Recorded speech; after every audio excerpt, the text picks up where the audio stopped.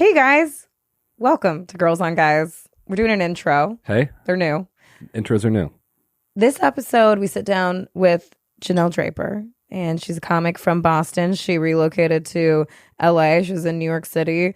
She was the winner of the Burbank Comedy Festival, and she was runner-up of the Boston Comedy Festival. She's very funny. She's very sweet. Lovely Person. Hilarious, lovely. We actually talk about great stuff in this episode, too. I feel like we got kind of deep and kind of intimate, and listeners to this podcast will know sometimes I get into these very bizarre webs of conversation. Sometimes it's deep. Sometimes you say, does she even know what the fuck she's talking about? You decide. It's up to you to decide. I had a great time with this one. I think you guys are too. All right, let's get into it.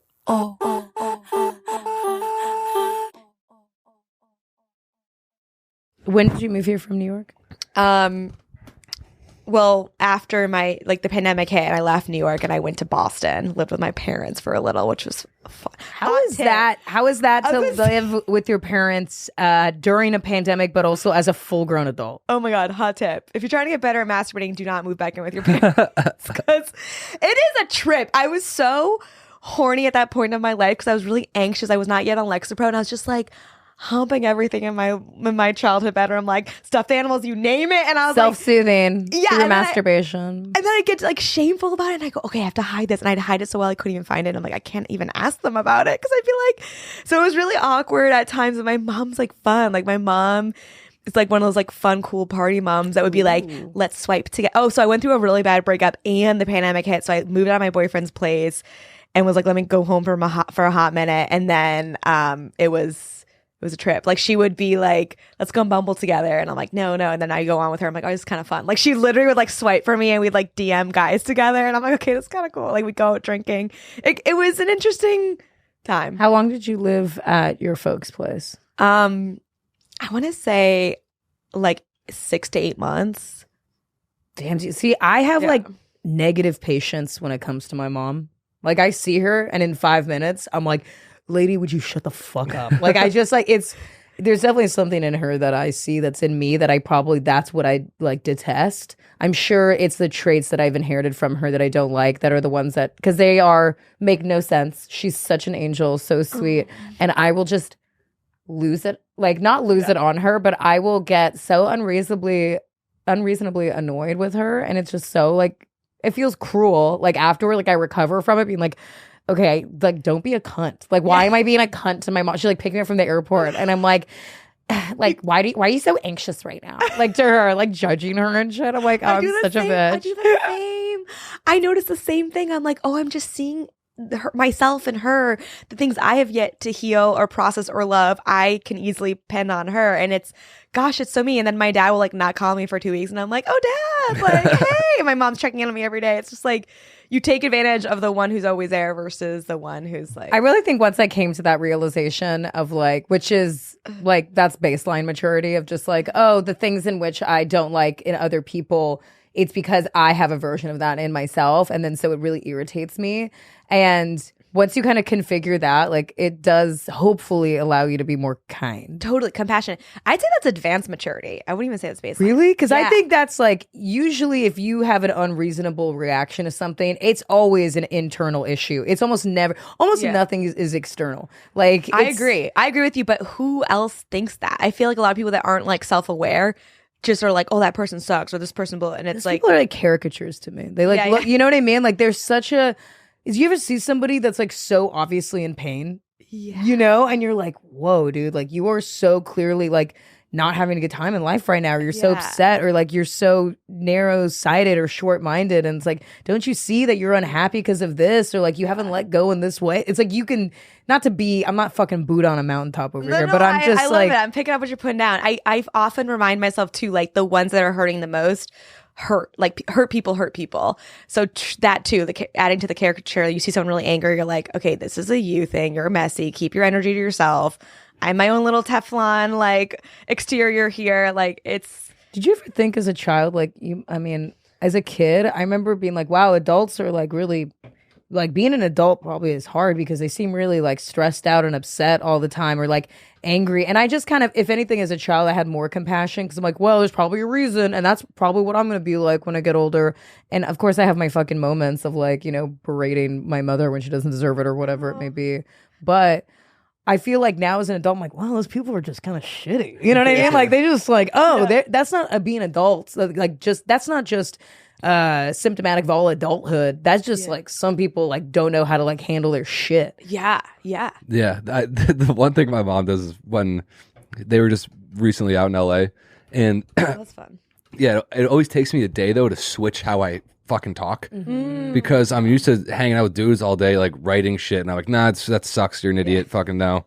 Or I hate myself. This is terrible. And then I was like trying to get I was trying to figure out directions to someplace, and the whole time I'm typing it in, she's just talking about about what I'm doing and everything else. And I just slipped out. I was like, "You fucking idiot, shut up!" And she was like, "What you saying?" I was like, I was like, "You idiot, shut up!" Like, and she was like, "What'd you say?" Lose that. And I would slap you. That deserves a slap. I felt so bad. You in my fucking belly. If you told me to shut up and you were my child, I fully would hit you. Yeah. Like, I understand why people hit their kids. I'm like, honestly, you earned that. But it just slipped out because it was right. like how I would talk to any of my Yeah, friends. I was hope you like, paid "Shut for the fuck." lunch. No. You know what's funny is that you are never, you talk about this like, how, I have to like really actively change the way that I speak to like not only your mom, but like to me, like, or to just like different people. And I'm like, I never feel like you slip up. Not with you, With really. me. But it's just like the way I talk to the dudes in my life is vastly different than most people, I would say. Like my best friends. Which like, I think is so mature that you even can do that and recognize it. Because some people just, they treat everyone the exact same.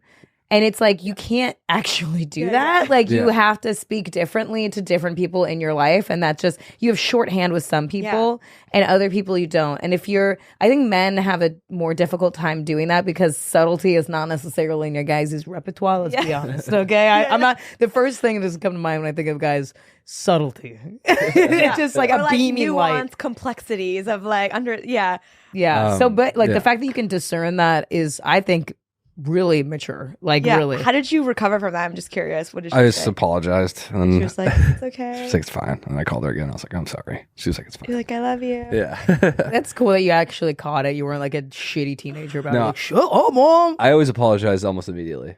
And then, if I don't, my dad will be like, a day later, just come up to me and say, you gotta say sorry. Oh, that's good. Yeah. That's nice. He looks out for your mama. Who did you start out with in Boston? Anyone, or were you just? That's what was so funny. I didn't start out in Boston. I started out here when I first moved here, like shit. right after college. And so some people I started out with, Where'd you go again? Michael Lenoci. I went to Stonehill College, but Oh, yeah, I yeah. started this like LA internship program where we came out here like for class credit and just lived at the Oakwoods apartment. Whoa. Yeah, it was so fun. That's where all the child stars like live. really? Corey Haim Yeah. died there. Yeah. And, like Drake raps about it. And now it's called the Ava. It's bizarre. It's like where like people Legendary. go for like pilot season, but you would Yeah. bring like a kid out there. They would live at the Oakwoods. They would go on all these auditions for like Disney Channel or Nickelodeon. And it's kind of a nefarious place, it feels like, because it's just like a weird, it feels like that whole place needs to get saged. Like it gets like a bad energy. For It's like just sure. like desperate actors, you know, that are like, we're gonna make it this time. Come on, baby. Lucky number five. Like 100%. And you know that Judd Apatow show Love? Like he based it a lot. In Yes. there. Oh, Gus's really? character lived in there. But I have to say, like, it's so convenient because it's fully furnished and like the amenities are incredible. There's like 2 hot tubs, there's pools. I do like Sunday lunches. Like, I don't know. It sort of was a sick thing as a college student. But so I started out here and then I was in New York for 8 years. And then Boston was like, people were like, wait, who are you? Like, because I hadn't really done stand up in Boston. I was gonna say I'm so surprised I never like we haven't crossed paths, but it's because you were in New York. Because I started here like almost 9 years ago, so I'm like we must have been passing shit. Yeah, absolutely. I was been in Boston one time to do comedy, and it was like one of the worst shows of my life. Not because of my set, because there was a woman in the front who was so fucked up. She was heckling the entire time, but in like the helpful heckle way where she was like wooing. So I was opening for this artist, Ariel Pink, and I did like a all like US and Canada tour. And like our date in Boston, it was sick because it was at Alston Music Hall. That's where the show Oh, was. cool. It's huge. And it was great like venue. sold out. Yeah, Austin's awesome. So it was great because it was a huge show and I was stoked about that, obviously. Yeah. And I came on, felt like people were really like jazzed. And there was a woman in the front. And as I go, like literally in the beginning, she's like, woo, yeah, woo, woo. And I'm like, and she just kept going. And the worst thing about that is like people at the back of the venue can't hear her because I'm on a microphone. So I can't even really address it or I'm going to seem crazy and lose the other part of the audience. Like only people around her can hear it. Yeah. So I have to make this choice of like, do I address it or do I, and this was like years ago. I was a little bit more green in comedy. This was like 5 or 6 years ago probably. And so I just am like, do I bulldoze like past this? And like still like within 5, like it's been 5 minutes and I'm like, I'm getting noticeably distracted. So then I'm like, hey, if you're quiet for the rest of the set, I will buy you whatever drink you want. And that's all I say. And then she got like smuggled. I don't know. She just got taken out and it was fine. I'm like, oh, thank fucking God. Because whenever somebody heckles you when you're a comedian, you're like, in your head, you're like, I wish this person would die. Like, I want this person to drop dead in front of me right now. Like, just shut the fuck up. But also, like, something bad should happen.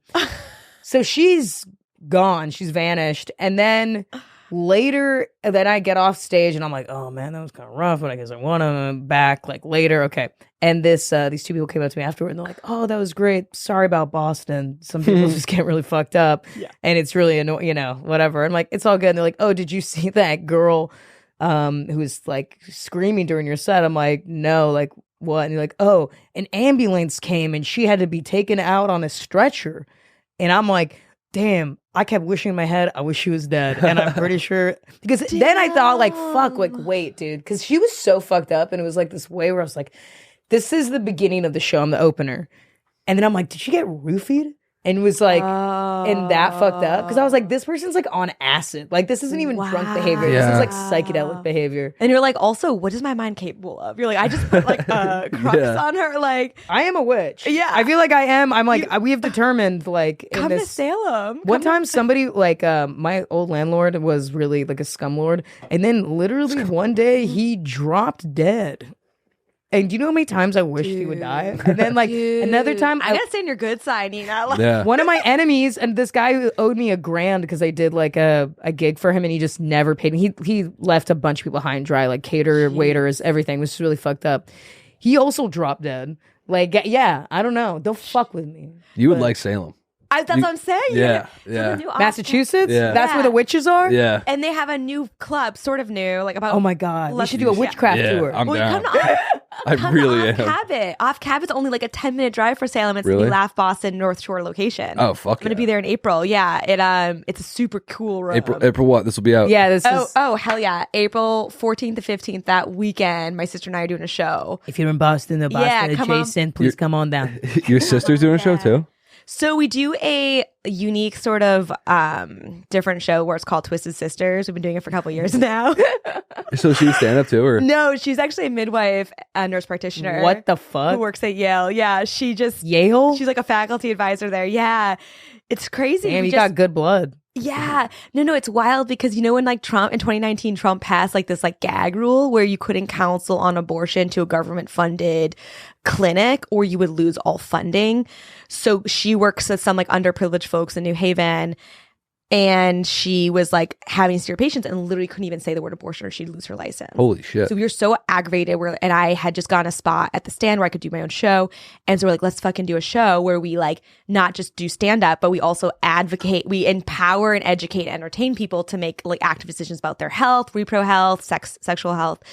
And so we started like doing these shows where we had like an anonymous bowl of people would put anonymous questions in from the audience, a fishbowl. And the show started selling out and the fishbowl was like overflowing with questions. And anything from like, how do I know it's chlamydia? Will I be infertile?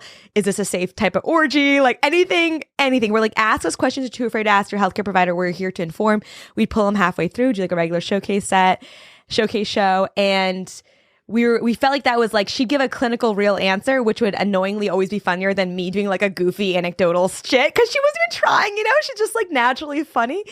And then we would do like group Kegels, just like we wanted to basically bring the power back to like show the full spectrum of care. And that was 2019. And then we were on this roll in the pandemic hit. We're like, fuck.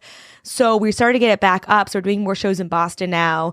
Because Roe versus Wade was overturned. So we're like, fuck, we need to bring this shit back. Ideally, we want to like try to tour it to colleges and, like entertaining digestible bits of information about your rights in healthcare and also just about like healthcare for people through comedy as well. So that's incredible. Yeah, that's really cool. Yeah. Thanks for listening to my speaking of That was cool. Speaking of questions, we do have some questions that we pulled from the audience. Really? Yeah. So we had some people, we haven't done this in a while because we're just so entertaining just ourselves, doing nothing, no prompts necessary. We say, you know what? Need a prompt? We don't. We can just keep on rambling. Some people are like, what are you even talking about? So we had some questions and some comments from our listeners. So we'll just go through a few of those and, like to get your... All right. Okay. I like this one. My significant other and I are interested in having a threesome with a friend. Ooh. How do we bring it up to them in conversation? Don't. You're a pervert and weird. And you shouldn't be doing that stuff. Whoa. Gross. Knock it off. That's my so like shaming. Yeah, I'm shaming them. No, I think that's awesome. I think it's like dangerous waters. Like I'm all about that. Not that I've never had a threesome. Why am I knocking on wood?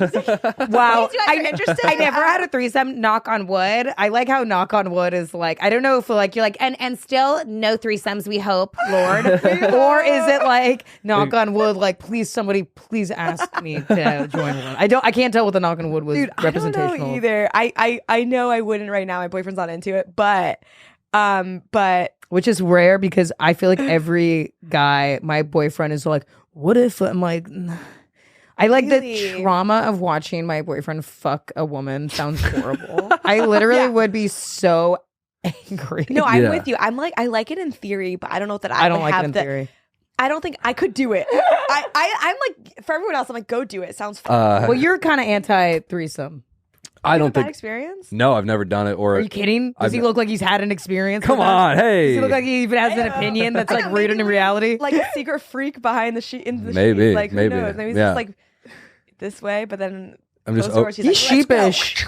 I'm overcorrecting. No, I am sheepish all around. Really? Yeah. No, you say good grief whenever I say I'm like dirty as hell. I'm like a plumber over here, and Liam is like a fucking church mouse, and I don't even understand why. Like, but I think it's bullshit. It's an act. No, it's not. Yeah, his mom annoys him. He's like, shut the fuck It up. is an act. I know you. It's a little bit of an act. You're not You're not a little boy. I'm pretty dirty No, too. I just want to be open. I'm very dirty. I don't think I am. Like compared to most folks, I think I'm pretty normal. Yeah, especially because you're using like Leave It to Beaver colloquialisms over here. No, we talked about it. There's just too much going on. I don't even watch threesome porn. I do not. There's I guess I get the allure, but I'm just like this. I would be distracted. I feel like there's too many. I think I like to connect with people during sex, and so I feel like for that couple, if they trust one another, if they're feeling safe with one another, and they have set up like clear boundaries or rules per se, like okay, I'll be the one to communicate with this person. I'll trust that you will not then start liking and dating this person. Because if they open themselves up, I think there's that fear of like, well, what if this person strays, or are the boundaries now not as defined for what their future holds? Like, I just don't know what this couple wants. Like, if they're looking for like a committed life partnership versus like it seems like they're a couple and they're in the same agreement that they want to fuck somebody that they both mutually know. Right. That's what it seems like, which is like, that's fine and cool. I would say that you have to be willing to then be okay with that relationship with that friend might be altered forever, and you might ask this. I mean, yeah, well, it could go positive. Maybe this couple is reading into signals. Maybe this is not an old friend. Maybe this is somebody kind of new. Yeah, and arm's length in their friend group, and maybe they're just like, and they've maybe talked about it before. I mean, I don't know all the intel, but like. Yeah.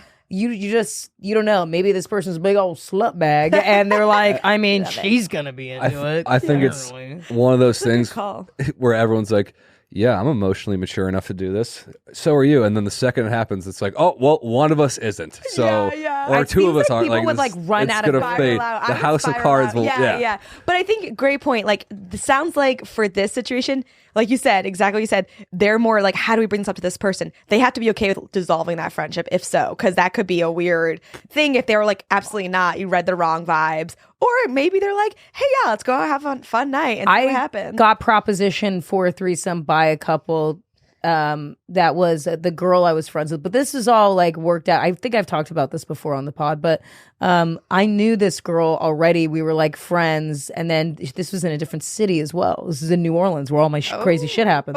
But it was in, and so it's like they lived in a different city. And also, I didn't know them as like it was her fiance, and like but it was like so fun and lovely and great. And I wasn't I mean, they were both very attractive, so I wasn't like, this is weird. I was like, thank you for making my trip like more notable. Oh, and so you did it? Hell yeah! Oh, that's amazing. It was great. Oh my God, Nina, that's cool. So I like now because I become sheepish now because of like I feel like I'm disappointing Liam every time this podcast started Liam's about like your dad, like he's like more like my son. I'm like I feel like I shouldn't talk about this with him in the room. Wait, Liam's like blushing right now. He blushes a lot. I do. I'm so tempted to do this. I don't know why. I have a bit about that, about how when I get like embarrassed or shy, my face gets pink and my ears get red. And I'm like, how did evolution just like, why does that fucking help anything ever? What would that help at any point in time? I'm stressed out. Let me turn you into a tomato real quick. That'll cure things. Look at the pink little boy over there in the corner. With that raging boner. Yeah. His ears are burning, literally. 2 red heads. Oh my God. 3 actually, if you count your hair. Are you still friends with them? Yeah. Yeah, I'm friends with her. They actually got married and then got divorced. Oh, wow. But it had to do with financials, which is actually the number one reason people usually fight is because of financial issues. Like divorce is like financial usually. It doesn't have to do with, that's like always number one. It's like, I always thought it was infidelity.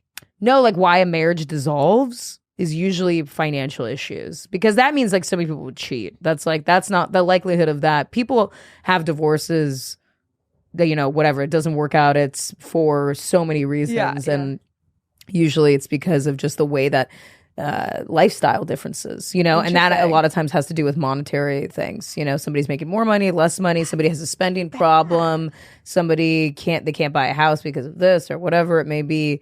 So it causes a lot of problems. I think about like in your own personal life, like anytime you've had money issues, like how that's created a strife and a strain on just your life sans another person. Yeah. It's so funny. I never think about that, because I'm over here going, wow, what an open, confident, secure couple to be like, yeah, let me watch you fuck this good-looking friend of mine, but we can't figure out our spending. And then they're like, the water bill's too high. Stop taking 30-minute showers, bitch. You spent too much at Nordstrom. I told you, you're cut off. I mean, like, they were also well, she was kind of gay. So it just kind of like, it wasn't like, oh, I'm going to let you fuck my hot friend. It was like, we're both going to very much enjoy this experience. And they've done it like before. I don't know. I could never do that. That takes a lot of confidence. But also, I mean, I just did they were not about to get married too. So yeah. I wonder if they had like a sort of like bucket list engagement, like before we tie the knot officially, let's have one more fun. Or maybe they did it when they were married. I'm curious. I'm so curious. They've done it, I think, multiple times. Even when they're married. People. Oh, wow. Yeah. So she was definitely bi, but you think like more queer towards women, or? Yeah. Yeah, I think I mean, I don't fucking know. I know. I'm when you're at the wedding, like, I object. Let me get in there. I just want to be on the honeymoon. That's it. Just one more trip. I'm your plus one. She's probably like, okay, me and Nina are going to get married now. See you, Brad. How long have you been dating your boyfriend now? 8 years. Oh, just kidding. Did I say 8 years? Yeah. Or did I say 8 months? Okay. 8 months. Freudian slip. Wow. He's 8 years younger than me. I don't know why. Oh, how is that? Okay, so you're 33. I'm about to be 34 like next week. And you're dating somebody who's how old? He just turned 26. Okay. I'm very curious. How is that like? So I met him at a show. He was in the audience at the Wilbur. And I was like, I'm not going to date a 20. At the time, he's 25. I'm like, I'm not going to date a 25-year-old. Also, you're in Boston. I'm moving to LA, blah, blah. It was like last year. And he just really impressed me. He's an old soul. I know people say that. No, I think Liam's an old soul. I really do. I think you're really wise. I say it all the time. Also, he's like more mature than I am. Like he really is. Like I'll do like I'll do like shit and fart jokes, and he's like, okay, can we like collect ourselves? Or he's like, I'll be like, I have 3, like he's so It's sweet. preposterous. Yeah. He's like, I can't take you home. No, like, but he's actually so cool. Like, I tell whatever the fuck jokes I want. He's very supportive. I did like 5 shows in Charlotte. He drove me to every show. Oh, wow. Sat there. Damn. We stayed at his grandmother's house, and he was just like, the proud soccer dad. You know, the I thing felt is, like. young guys, this is the beauty of them, because I dated like some young guys before I'm in a committed relationship now with a man who's like 2 years older than me. But the thing about young guys, they are so nice to you because they haven't had their heart broken. You know, so they're not jaded. Like the worst is like the emotionally unavailable art directors who are like 43 years old. Yes. Those guys are like, they just Don't believe in feel love. anything. It's never happening. They're numb. 100%. They won't do things. They won't even pick up their girlfriend from the airport. Yeah. They'd be like, that's I know a how lot. this, I know this pans out. They're like, we're not married. Why would I do that? Okay. What's in it for me? But young guys, I don't know what it is, but anytime I dated a young guy, they do the most. They literally will like, oh, let me pick you up. Hey, do you need me to like do anything? My for you? boyfriend picks up my family from the airport. I'm out here. He's picking them up. They will them. like give you massages, pick up He's food incredible. for you. It's so true. Rub your feet. Nina, you're 100% speaking my mind. Like, they're not yet jaded. They're so like, they're just so optimistic, and it's actually quite Yes. sweet. And also Earnest, beautiful. Yeah. And I also feel like they the age gap, like, I don't know, past partners of mine, same age or a little older, have like been intimidated by whatever success I've gotten, whether corporate, professional, or stand up. And like, they'll act like it's so cool. And then they're like, oh, wait, you're getting this or that. Yes. They get like competitive. And I'm like, just because you're like a closeted artist who's working as like a CFO doesn't mean you could be like kicking me. Or Like, they think that they should deserve like what you have. Like they're just like, when they don't put the work in. which is really hurtful because when you're in a relationship with somebody like that, you're like, you're supposed to be my biggest advocate, Right, like, my and love me champion. the most, and like be so impressed by me, you know. And then it's like that pernicious sort of like takedown is like, well, dude, I had this like, okay, I don't know what that means. I have to like look at oh, it just means drop like these good vocab words. I feel like I'm an MCAS. Like, no, it's just because I didn't graduate college and I want people to think I'm smart Oh because my I'm God, not you- actually smart. already impressed me. Like, a couple words you've said I don't know, and I'm like, Liam, just look them up for I me. just What go- does this go. mean? Producers. There's a word that or like a saying rather, it's actually it's called covert hostility, which is like, okay, I only know about this because I used to date this guy who grew up in the Church of Scientology, and it's actually a fucking Scientology term, covert hostility. And when you say that together, you're like, wait, I know what that is. And it's like when somebody is covertly hostile to you, obviously I'm breaking it down, but have you ever been friends with somebody that you're like, I don't think this person wishes me well? Yes. Yeah. So that person is very bad to have in your life because they are like unbeknownst to you. They're kind of destroying you like little by little. And it's like just like not to be all woo-woo about it, but it's like an energy thing. It's like you want to energy be around, vampire. Yes, you want to be chipping around away. somebody who's like good vibes. If somebody's like kind of secretly behind your back, like being like, hey man, good job. But really they're like, I really fucking wish this person would just like fail. You don't want that energy around you. And it's like sucks when a partner, like I've had like that before where it's like they're intimidated by it, and it will sometimes be somebody your age or a little bit older than older. you because that's when so your boyfriend now, because of the age difference, I'm looks sure up. he looks up, but he's like, well, she's like 8 years older than me, so like of course she's more successful. That makes sense. I have time to get more successful. If you're the same age as somebody That's the thing. They have the expectation. And so I feel and you're like a woman, and and a it's little like, bit more misogyny, unfortunately. And like, I feel like he's very successful in his own right. Like, he does commercial real estate and he's really good at what he does, but he's confident enough to go, you own your lane. I'm here to support you.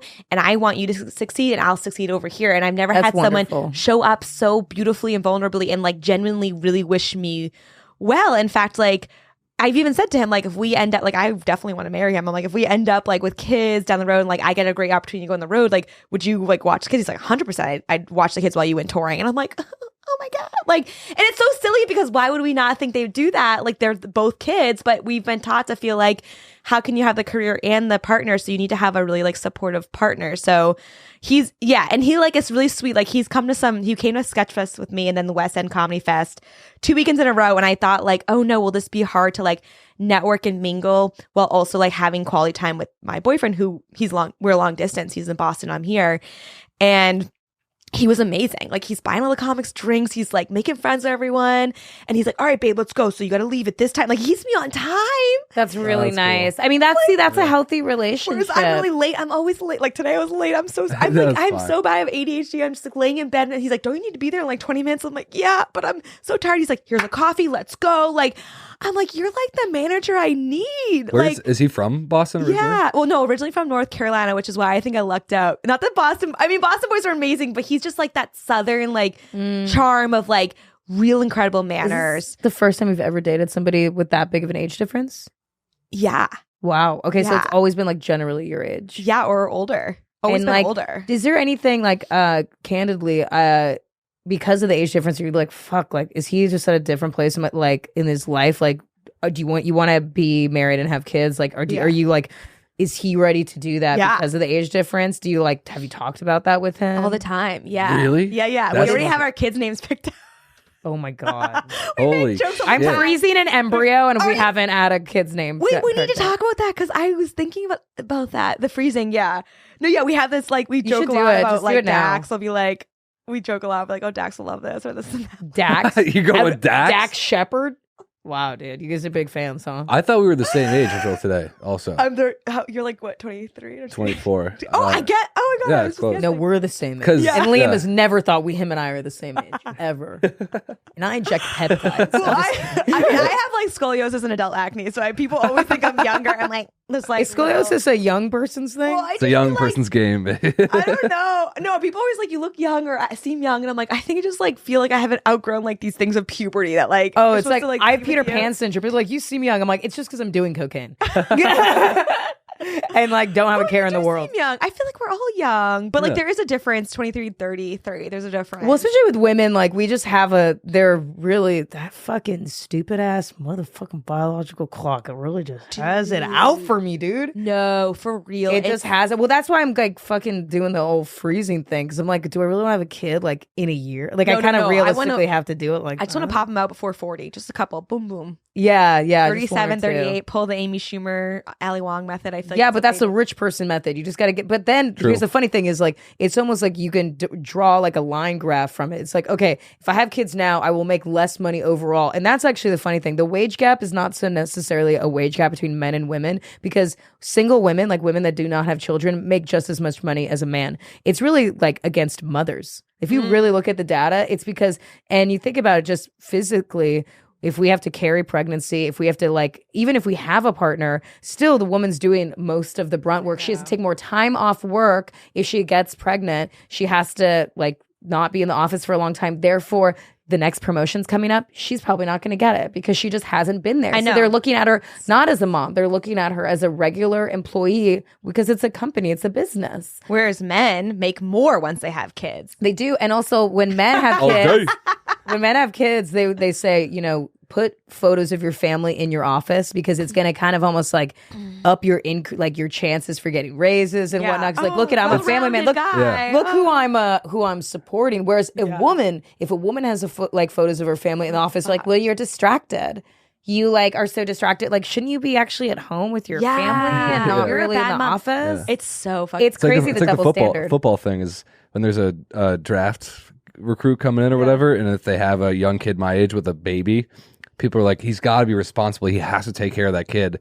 He's not going to be out partying.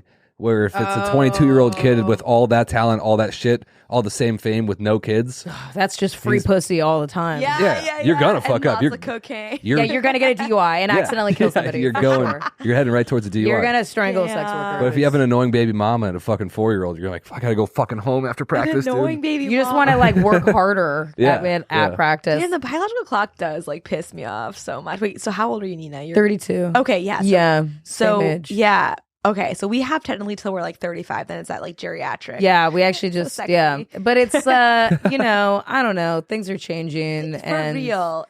I don't fucking know. I just get so upset. Like sometimes I'm like, I just don't even want to think about it because I know like I'm just not at a place right now in my life, and like I have a great apartment with my partner, and I'm just like, we're here. We're not going to have a child here, so let's not even think about it for 2 years. Like, let's not Yeah, even talk yeah. about it because what's the point? You just get into like weird like arguments about like, well, like what if we did it here? Like literally, I noticed that like the best thing I ever did in my relationship or just in general with men is to not talk about things that we don't need to talk about. Does that make sense? Yeah. I think a lot of times we just want to, women really like to just talk about our ideas or what we think about. And it's like, unless it's actually happening or it's going to definitely happen, I don't discuss it.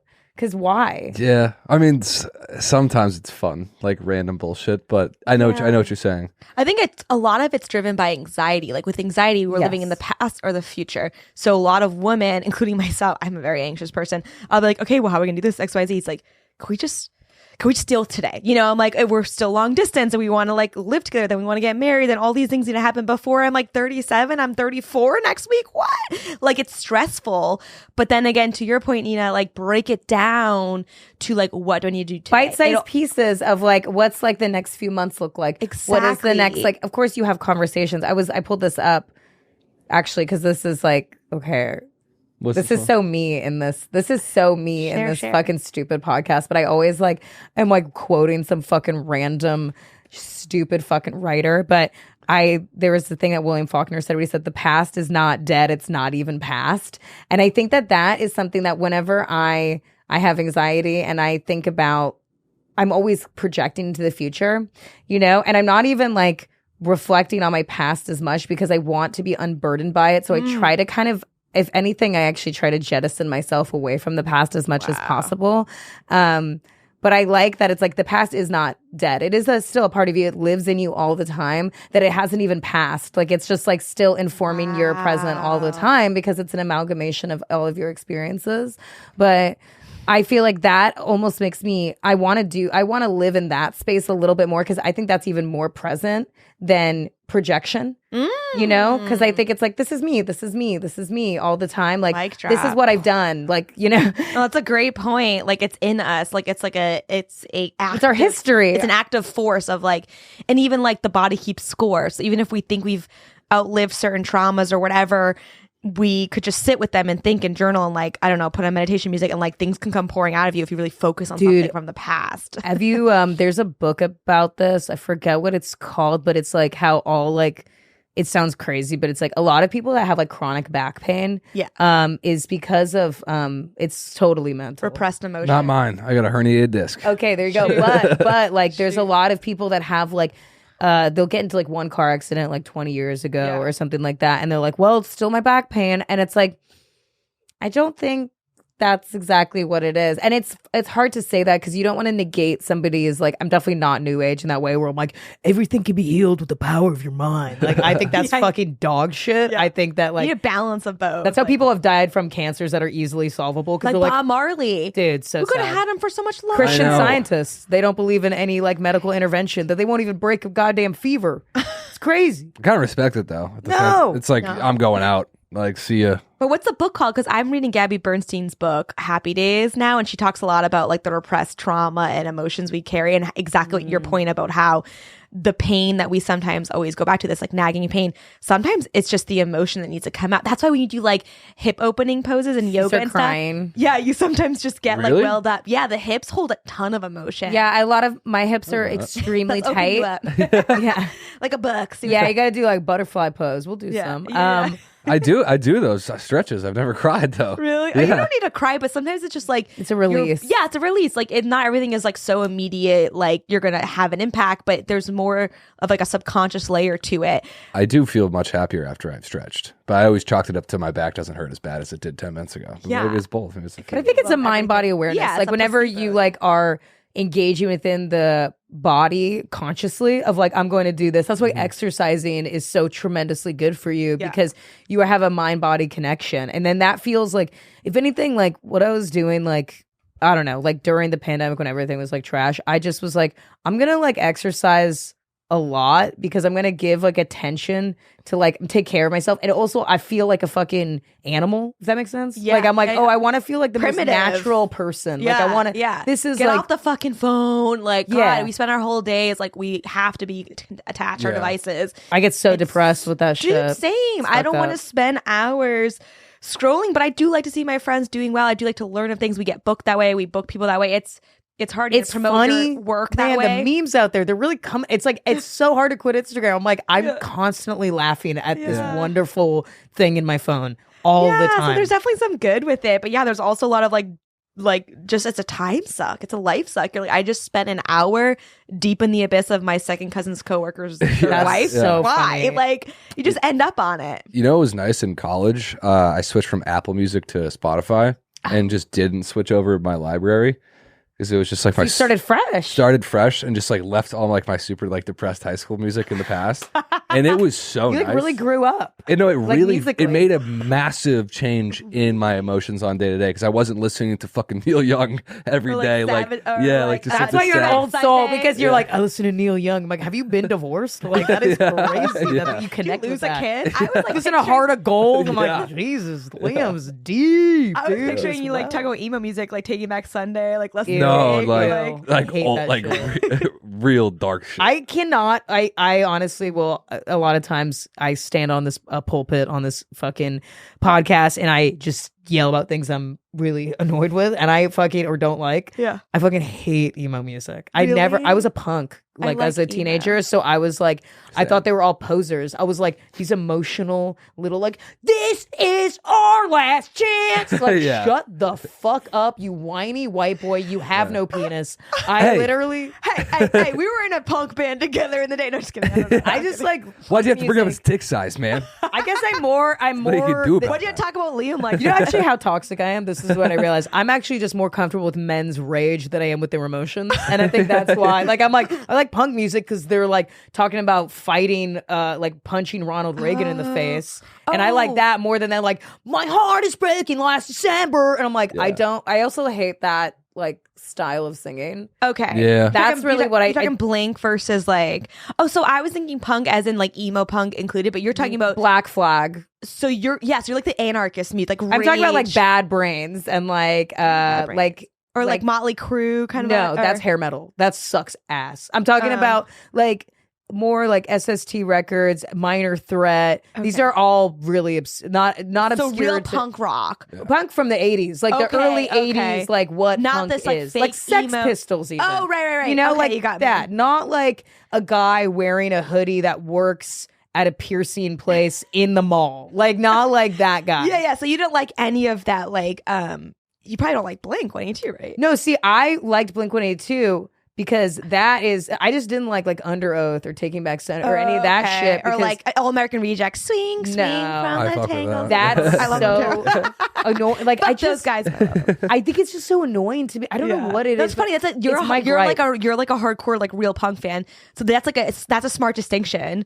I feel like I ate all that shit as candy. I'm like, get me Taking Back. It's like- because I had Yeah, so yeah, many yeah. emotions. I'm like, yeah. It's This like is Taylor me. Swift to me. That's like what. Yeah. the Taylor Swift of punk. But you were over here like actually like raging out as a teen. Oh, I was being like going. I liked being angry. Like there was literally a So you didn't band. want to get to vulnerability yet. No, I liked. There's Yeah. like a band called Adolescence that have a song called "I Hate Children," and it's just like so angry. And like there's a song by the Angry Samoans called "They Saved Hitler's Cock." Like these are like songs that are just like fucking. Do you like I bet you would. Oh, sorry. Go ahead. No, go ahead. Do you remember? Do you remember mindless self-indulgence? Wait, that sounds very familiar. You would love them. They have a song called "I Hate Jimmy Page," or like they have a song called "Faggot, Faggot." Faggot. Wow. No, I'm sorry to even say that word, but that's like from like the. Wow. Is that What a bad? song. What a I'm song. quoting the song. I'm like, okay, please don't say the N word. I know. Please edit that out, baby. Okay, yeah, It was it's like okay, he we wants will. like sign my tip, but it was like they were like they pissed like on stage like they were. Insane. Yeah, I love that shit. But so all their lyrics were like I've been denied all the best ultra sex. Like it was just crazy. Oh, that's like tight. like. Yes, yeah, I like that. Well, I'll pay for you. Yeah, and I shouldn't have said that word. I mean, that song. No, it's I'm sorry, okay. don't cancel me. But like, they had a song where it was just every word. It was just they were so subversive. Is that the I right like word? subversive because it's so funny. My boyfriend went to go see Gwar and Napalm Death open for them, and What the fuck are those things? so Gwar is like you know It's a Gwar. and Gwar is the Napalm. band that they dress up like crazy, like alien, Okay. like Sick. like gore dinosaur aliens, Wow. basically. And they have like a really crazy, like almost, it's like Weird Al Yankovic. No, not Weird Al Yankovic. Oh, who am I thinking? Gallagher. It's like a Gallagher show. Like everyone gets spewed with shit. Like you're just getting fake blood and like guts thrown at you and shit like that. Vibe. I like that. But anyway, he's on Napalm Death and he's like, oh, it's so funny because they're like, they're British. They're like, this next song is about women's rights because we are like that they are not allowed to get abortions. Okay. And you're like, what? Like they will have, that's what I loved about punk music is because there was a band called Reagan Youth and they like talk about, you know, like just like fucking hating politics and all of this stuff. And they'd be like, this is a protest song. And be like, this is. Do you like Title Fight? What's that?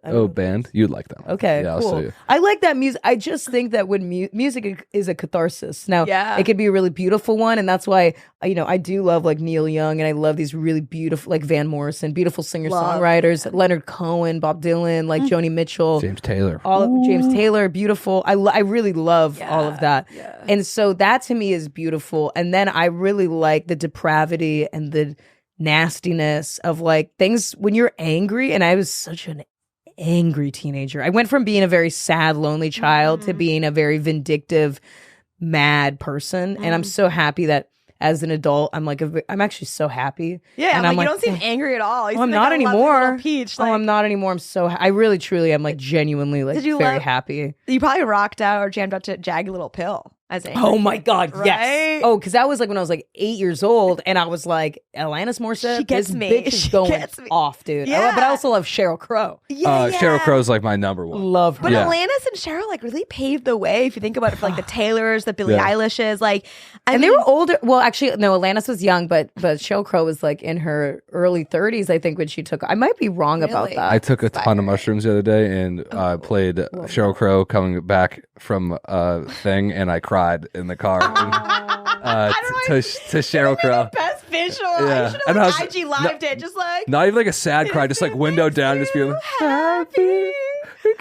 That's so funny. What is it with you? Why guys? the hell are you so sad? This reminds me of my brother. My brother's kind of like you, like a Boston boy, like whatever, and like loves Sheryl Crow. It's like our inside joke. I'm like, what is with you and Cheryl? Like he always is like putting Cheryl on. So if I met her, I'd lose my mind. I also love butt rock, like Stained. Cheryl. I think it's very approachable. I liked butt rock too, but that I was. want to so Wait, badly. let's get Liam to meet Cheryl. I'm like, Cheryl. proud. How Wait, Cheryl. I think we could get Sheryl Crow on this podcast. I probably. might I be able to. literally think we probably could easily get her on the podcast, and I think we actually have to. I would lose my fucking mind. Wait, are you gonna like cream your jeans? I would just be so nervous. I'd be like, we gotta get her on. I know. I want to just be watching, guys. If you know any crow heads out there, if you guys know how we can get her on, we'd be happy to talk to her. She's approachable. She seems like we could go to a show and be like, "Hey, Cheryl." Like she was with Lance Armstrong, right? I don't know. He only has one ball, right? Yeah, only the one. She all right, you already got a leg up on that. No, because Jagged Little Pill is about Dave Coulier. You know that, right? Because Alanis Morissette dated Dave Coulier. Is it for sure? She said that. Okay. He was Uncle. Oh shit! Fucking not Uncle Jesse. Dewey. Yeah, the comedian got the puppets. Joey. Joey. He dated Alanis Morissette. Yes, Alana. So did Ryan Reynolds and who else? She dated some hot dudes. Damn. Oh wait, he wasn't hot. Why am I saying that? He was lucky to meet her. Well, they're from Canada, and they were just like probably both burgeoning up on their careers. Oh, like, I saw this on fucking something. They were like, I can't believe the song's about Uncle Joey from Full House. Yes. That's what's crazy. Wait, you guys, I got to meet Alanis. Did I tell you about this? No. I was such an obsessed fan in high school. There was like a thing you'd call in to remember Mix 98.5. Was it Mix or no? Wait. The Boston radio one? station, yeah. 98.5 was a sports one. This was 94.5 probably. 94. Not Jammin'. It wasn't Jammin', wasn't Kiss. I can't remember. It was one of those stations that I called. 108.5? No, that's Kiss. It wasn't that. Whatever. I called all night, all day, all weekend. And my sister and I kept calling. And so we like won tickets to like meet her and do like a sleepover with, they market it as like a sleepover with Alanis and a private acoustic set. But we didn't get to sleep over with her. But in high school, I'm thinking, I was like freshman. I'm like, I would make out with her. Like, would she be down? I love that. Meanwhile, I'm like way too young. We were too young. So we had to bring our mom. So it was like my mom, my your sister mom and I. cock blocked you? What a bitch. But we thought like they got us a hotel room, like they put us up at the Hotel Marlowe in Boston, and then we did get in a private acoustic set with her with a small room with a couple other people and got to meet her. Fucking sick. But they false advertise. It was amazing. But when your expectations are like to snuggle with Alanis Morissette, Yeah, she's like, I'm gonna make out with the she's gonna actually molest me because I'm underage. I wasn't even thinking it like that. I'm like, oh, I think she's trippy. I would like edgy, sign something like yeah, an NDA yeah. just so she could eat my pussy and be like, you're fine. I know I'm only 16, but like I allow you to eat my pussy. This will stand up in court. How cocky was I to A, think I had a chance? B, I love that I was thinking that open back then. Like growing up in Chelmsford, like there was like no one openly gay. I feel like I looking at It's you just because it was like a pretty, Massachusetts, it's like a pretty much, like yeah. pretty I don't know repressed state. Yeah, I heard what you liberal, said. but like I heard those words you said earlier. No, I didn't get it. No, I feel bad. No, but it's that okay. song was a really old song by Mindless before I think it was really a bad word to say. That song is from like 15 years ago. But no, Boston is very racist and very like, Yeah, I mean, homophobic, it's and also homophobic and- the funniest state in the country. So it's fucked. So many people came up through there. Yeah. Conan, Jay Leno, Sarah Silverman, Bill Burr. like, Bill Burr, Louis. Mark Maron, Louis, all those guys Logan, came fucking up. everyone, yeah. Yeah, and so it's a wild trip. But where are you from, Nina? Orange County, which is Okay. the other Boston, super racist. So I identify. Orange Maybe County that's is our like connection. really rich, right? Like rich up. Well, yeah, I think It's that's the- what's so. It's a much angry. No, we're angrier, but like we're all Bitter. racist. Orange County's more elitist. Yeah, you guys are like, Yeah, I yeah. think you guys are like Laguna Beach angry. Like, Yeah, it's just tough because like it was a really affluent environment, and it was also like a red dot in a blue state, and very judgy. And my mom immigrated here from Iran, and Oh, so wow. like being like Middle Badass. Eastern, and then also like, but like having it was like a dad not around, foreign mom, and then Wow. like didn't make that like comparatively not wealthy at all, like poor comparatively. And so then you just start having like, no That's wonder I'm a so comedian. complex. Yeah, that's how Yeah. the building blocks of a comedian or somebody who's going to shoot a place up. And Oh, luckily I no. took the prior, not the latter. We have we should do one more. Do one more, yeah. I do have to go soon. Oh, Unfortunately, okay, but- yes, no problem. I know. This Sorry. is interesting. I think I'll read this one because somebody wrote this to us, and I think we'll get your thoughts on it. Okay. Thoughts on partners who read journals/diaries that don't belong to them, then have the fucking audacity to get mad. Okay, you're not angry. I wrote pure hate for my spouse in my diary. It was an old journal from COVID lockdown, and we were in a rough patch. A bad season, not a bad marriage. Anyway, it's my journal. It's hidden. It's prefaced with a warning not to read, and my spouse read it and then thought policed me. If you're an adult I didn't. with a diary, I didn't that. No, you're a geek. Okay, I'm the biggest women. geek there is, I bet then. this is from a woman because, like, almost every woman, like, in order for us to process our feelings, maybe that's why men don't process our feelings that well. and instead but, just like, shoot up schools. yes, I mean, they're Hey. like, process this, Not you. bitch. Hell yeah. It's just an AR-15. I think having a journal is actually really good. I was just joking. And also, you do have a fucking journal, you joke writer, you fucking comedian. That's called a journal, bitch.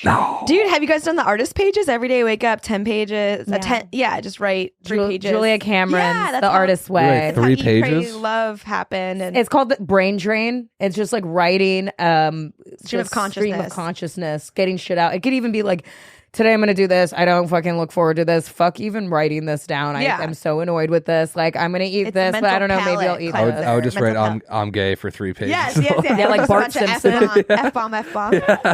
No, I think it's smart to journal. I think it's truly saved me through the lockdown. I journaled every fucking day.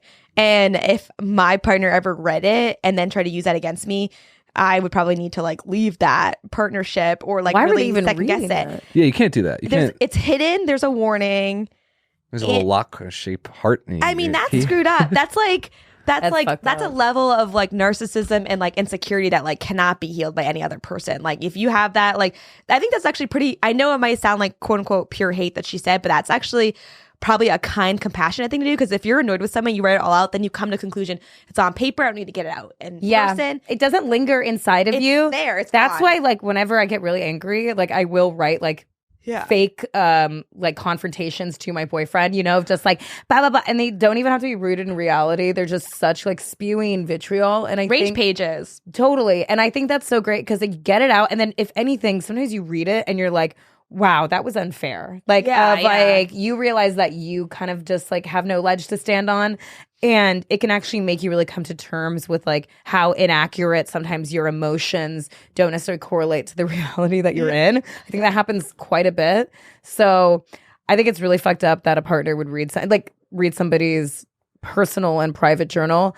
I think a lot of times some people self-harm with information, you know? Like, that's why people will look at their exes. I do that shit. Yeah. Well, you're not alone, Liam. Yeah. A lot of people do that. Like, they will, you know, you start dating somebody and you look at their ex's Instagram, or you like maybe look at what your ex is, like who they're dating and their family or whatever.